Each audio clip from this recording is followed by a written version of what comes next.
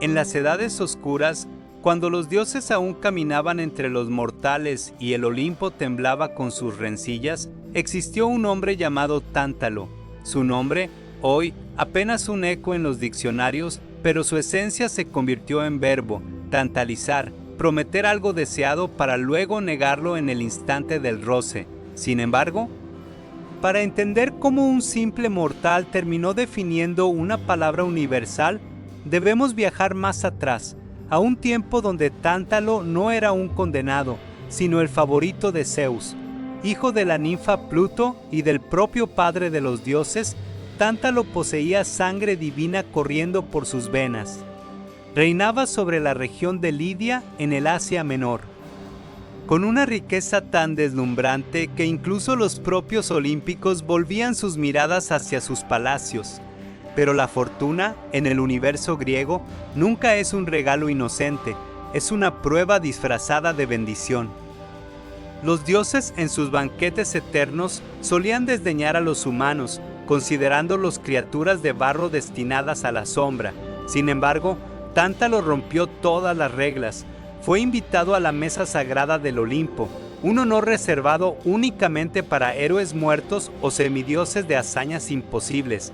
Allí, reclinado junto a Zeus, Hera y Atenea, Tántalo probó la ambrosía, el alimento que otorga la inmortalidad, y bebió néctar, el vino de los cielos que cura cualquier herida. Pero este privilegio, en lugar de llenarlo de gratitud, encendió una llama oscura en su pecho, la ibris, esa arrogancia terrible que precede a toda caída. Tántalo dejó de ver a los dioses como seres superiores y comenzó a tratarlos como iguales o incluso inferiores. Y fue entonces, cegado por su propia grandeza, cuando concibió el plan que sellaría su destino eterno. El primer crimen de Tántalo fue un robo silencioso, pero de consecuencias sísmicas. Aprovechando la confianza de los olímpicos, hurtó pequeñas cantidades de ambrosía y néctar de las despensas divinas. Pero no lo hizo para preservar su juventud o sanar a sus súbditos. No, Tántalo tomó los alimentos de los inmortales y los entregó a sus amigos mortales, humanos comunes, para que también ellos probaran el sabor del cielo, y aún peor, reveló los secretos que los dioses compartían en la intimidad de los banquetes, planes de guerra, debilidades de héroes, designios del destino que ningún oído humano debía conocer. Zeus, desde su trono, comenzó a notar que sus secretos volaban con el viento. Algo olía mal en el Olimpo, y cuando el dios de dioses descubrió la traición, su ira fue como un rayo contenido, esperando el momento exacto para caer. Pero si el robo y la traición fueron graves, lo que Tántalo hizo después superó todo límite concebible. Decidido a probar la omnisciencia divina, o quizás simplemente enfermo de soberbia, planeó un banquete macabro. Invitaría a los dioses a su palacio en Lidia, un festín en su honor. Pero el plato principal no sería carne de toro ni cordero asado. Tántalo tomó a su propio hijo, Pélope. Un niño de cabellos dorados y ojos llenos de vida lo degolló con sus propias manos, desmembró su cuerpo y coció los trozos en una enorme olla de bronce, mezclando la carne con hierbas y granos hasta formar un guiso que parecía un manjar. Luego sirvió la comida a los olímpicos sentados a su mesa. ¿Acaso los dioses notarían la diferencia? ¿O acaso caerían en la trampa de un mortal que pretendía exponer su ignorancia? Los dioses llegaron envueltos en nubes doradas y ocuparon sus puestos. Deméter, la diosa de la cosecha, andaba distraída, su corazón pesado por la reciente pérdida de su hija Perséfone, raptada por Hades.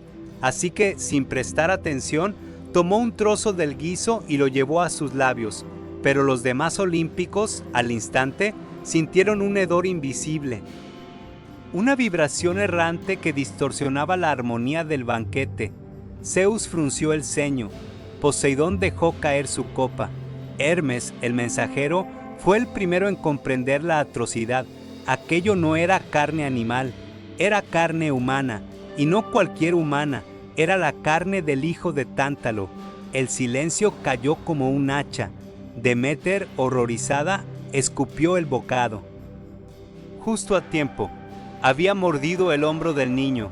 Los dioses se pusieron de pie, sus rostros encendidos en furia. Tántalo, en lugar de arrodillarse, sonrió. Zeus no dudó. Con un gesto, ordenó a Hermes que reuniera los pedazos de Pélope dentro de la olla. Cloto, Láquesis y Atropos, las tres moiras que tejen el destino, observaban desde las sombras, pero los dioses tenían poder para revertir incluso la muerte más cruel.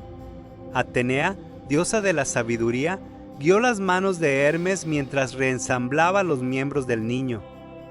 Luego, Hestia, la diosa del hogar, sopló sobre la olla un aliento cálido, y Pélope resucitó más hermoso que antes, con una sola diferencia: el hombro que Deméter había mordido fue reemplazado por uno de marfil tallado por Hefesto.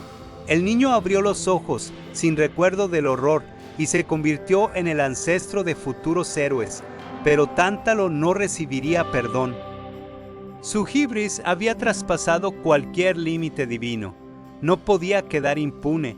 La muerte, pensó Tántalo, sería un alivio. Zeus le negaría incluso ese consuelo.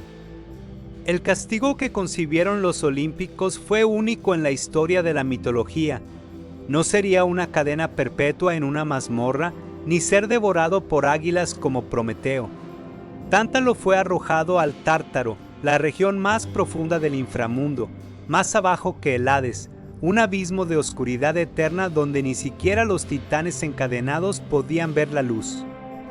Allí, los dioses diseñaron una tortura psicológica tan refinada que aún hoy los psicólogos la estudian como metáfora de la frustración crónica. Tántalo fue sumergido hasta el cuello en un lago de aguas cristalinas y frescas.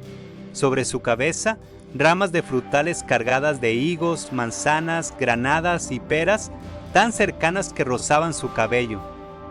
El castigo parecía un paraíso, pero encerraba el infierno. Cuando Tántalo, abrazado por la sed, inclinaba los labios hacia el agua brillante, el líquido se retiraba instantáneamente, chupado por la tierra sedienta, dejando solo barro seco bajo sus pies. Y cuando, vencido por el hambre, extendía sus manos hacia los frutos maduros, una ráfaga de viento negro elevaba las ramas hasta lo inalcanzable, fuera del alcance de sus dedos. Una y otra vez, por toda la eternidad, el agua retrocede, la fruta se aleja, la promesa del alivio constante, perpetua, siempre a 1 milímetro de cumplirse, pero el milagro nunca ocurre. Los dioses, además, colocaron sobre su cabeza una enorme roca suspendida, equilibrada en un filo invisible, que en cualquier momento podría desprenderse y aplastarlo. Tántalo vive con el terror de la muerte instantánea que nunca llega, sumado a la agonía de la sed y el hambre eternas.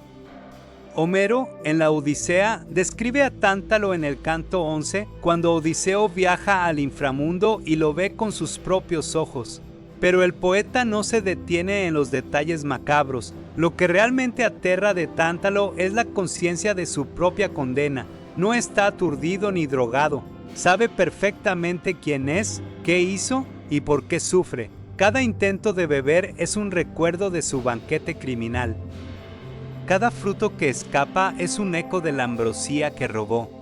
Los psicólogos modernos llaman condición de Tántalo a la situación de desear algo que parece accesible, pero sistemáticamente se vuelve inalcanzable. Pero en el mito original hay una lección más oscura. Tántalo no solo deseaba lo prohibido, lo tenía, lo poseyó, y aún así no le bastó. Quería más. Quería humillar a los dioses, y por eso su castigo es la insatisfacción perpetua. Existe, sin embargo, una versión menos conocida del mito que pocos cuentan. Algunos poetas tardíos, como Píndaro, sugieren que Tántalo no fue condenado solo por el banquete macabro. Antes de aquel horror, los dioses le habían confiado un perro de oro, un guardián mágico que custodiaba el templo de Zeus en Creta. Tántalo, cegado por la codicia, robó también al animal y juró que nunca lo había visto. Y cuando Hermes vino a reclamarlo, Tántalo mintió con la frente en alto, desafiando a los mensajeros del cielo. La mentira, el robo, la traición de secretos, el asesinato de su propio hijo y el canibalismo ritual. 5 crímenes que ningún otro mortal acumuló jamás. Por eso el suplicio de Tántalo es el más cruel de todos. No es un castigo físico, es un castigo psicológico, la eternidad de la esperanza frustrada. Y mientras Tántalo sufre en el Tártaro, su hijo Pélope se convirtió en rey de la Élide, en el Peloponeso, una tierra que lleva su nombre. Pélope fundó los Juegos Olímpicos en honor a los dioses y su linaje produjo héroes como Atreo, Agamenón y Menelao, los reyes que lucharían en Troya. La mancha del padre no recayó sobre el hijo resucitado. Pero algo del castigo de Tántalo se filtró en la sangre de su estirpe. La casa de Atreo fue una de las más malditas de la mitología, con asesinatos, incestos, venganzas y banquetes de carne humana una y otra vez. La guibris de Tántalo se multiplicó como una plaga a través de generaciones, y quizás, en el fondo, ese es el verdadero mensaje del mito. Lo que haces no solo te condena a ti, puede condenar a tus hijos y a los hijos de tus hijos hasta que alguien rompa el ciclo. Hoy, la palabra tantalizar vive en todos los idiomas. Describimos así la publicidad que nos muestra un producto que no podemos pagar, un amor que nunca nos corresponde, un sueño que se aleja cuando estamos a punto de alcanzarlo. Cada vez que alguien extiende la mano hacia algo que retrocede, Tántalo está allí, en las sombras de nuestra psique, sonriendo con amargura. Porque el mito no nos advierte contra el robo o el asesinato solamente, nos advierte contra el deseo insaciable, contra la soberbia de creernos iguales a los dioses, contra la ilusión de que alguna vez, si apretamos lo suficiente, podremos retener el agua entre los dedos. Tántalo sigue sediento, Tántalo sigue hambriento. Y mientras exista un ser humano que quiera lo que no puede tener, su nombre será pronunciado como un verbo, un suspiro, una advertencia. El agua retrocede, las ramas se elevan y la roca, siempre suspendida, espera.